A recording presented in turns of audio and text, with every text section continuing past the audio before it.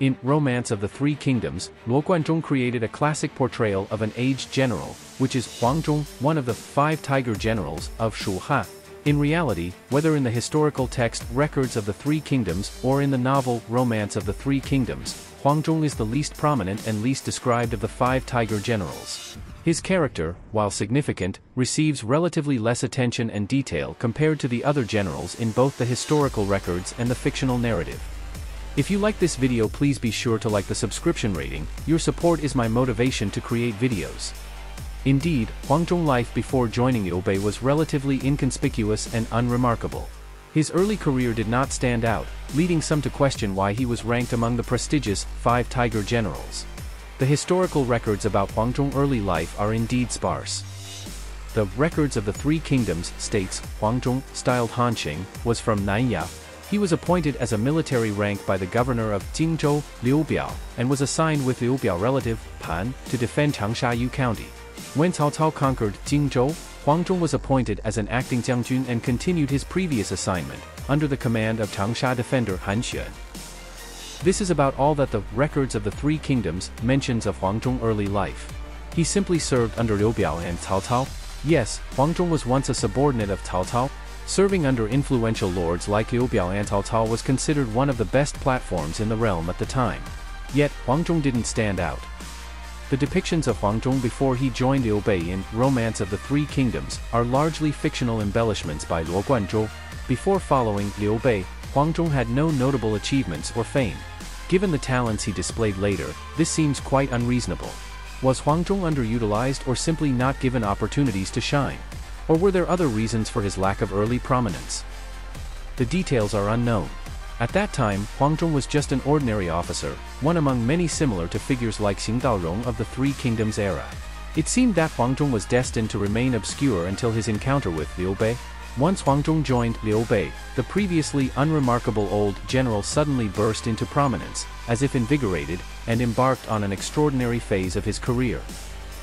The Records of the Three Kingdoms describes Huang Zhong awakening to his true potential during the Liu Bei campaign against Bashu.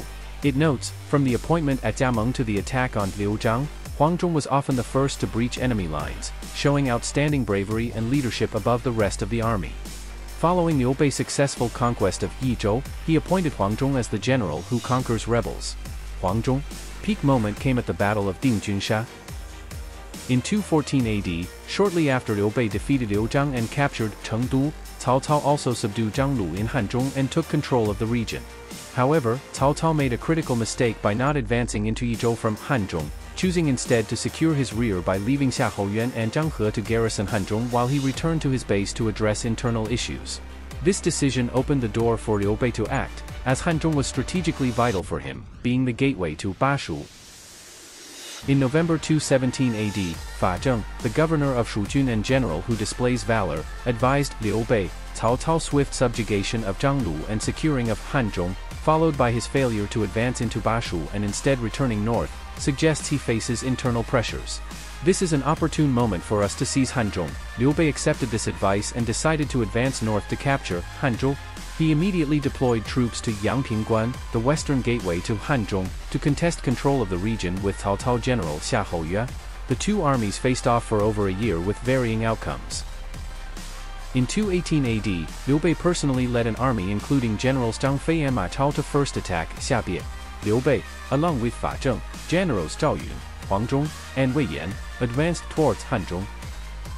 On Cao Cao's side, Xiahou Yuan was stationed at Yangpingguan, Xu Huang at Maoming Court Road, and Zhang He at Guangshi.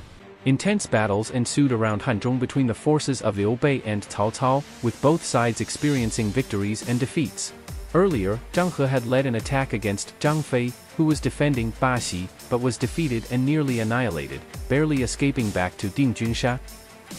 Despite Liu Bei's repeated attacks, there was no significant breakthrough for years, and he even suffered losses of generals such as Wu Lan and Chen Shi. Yet, Liu Bei was determined to capture Hanzhong and persisted in the fight, unwilling to let Cao Cao maintain control over this strategic location. In 219 AD, following Fa Zheng's strategy, Liu Bei led his troops to forcefully cross the Mianshui and directly targeted Dingjunshan, seizing its advantageous terrain.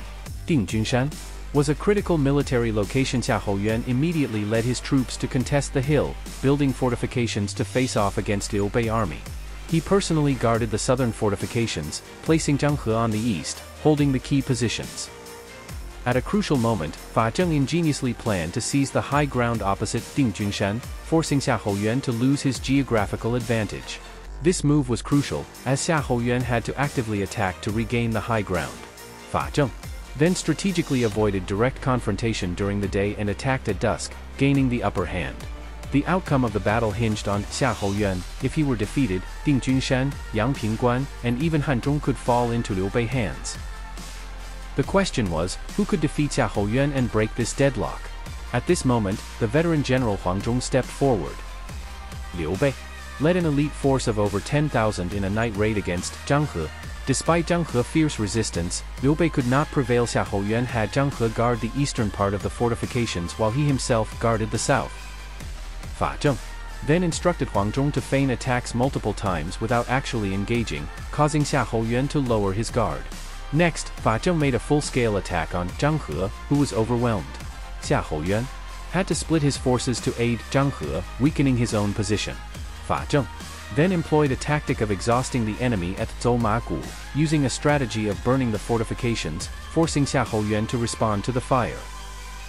Xiahou Yuan, manipulated by Fa Zheng, was stretched thin, constantly reacting to various threats. This reaction to the fire exposed a weakness in his defenses. Seizing the moment, Fa Zheng made a decisive move and dispatched Huang Zhong from a higher position to launch a surprise attack on Xiahou Yuan. Huang Zhong, with the momentum of a tiger descending a mountain, was unstoppable. Xiahou Yuan army suffered a crushing defeat, and Xiahou Yuan himself was slain by Huang Zhong at the foot of Dingjunshan. This was the renowned Battle of Dingjunshan.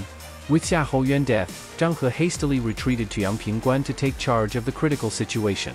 Realizing the peril in Hanzhong, Cao Cao swiftly left Chang'an, Maya Xie in March, to command the battle in Hanzhong. However, his intervention came too late. By this time, the situation had reversed, with all advantages of timing, location, and people's support favoring Liu Bei. Liu Bei concentrated his forces and defended strategic points without engaging in direct conflict, dragging out the battle to exhaust Cao Cao troops. After a month of stalemate, desertions in Cao Cao army increased, supplies ran low, and morale plummeted.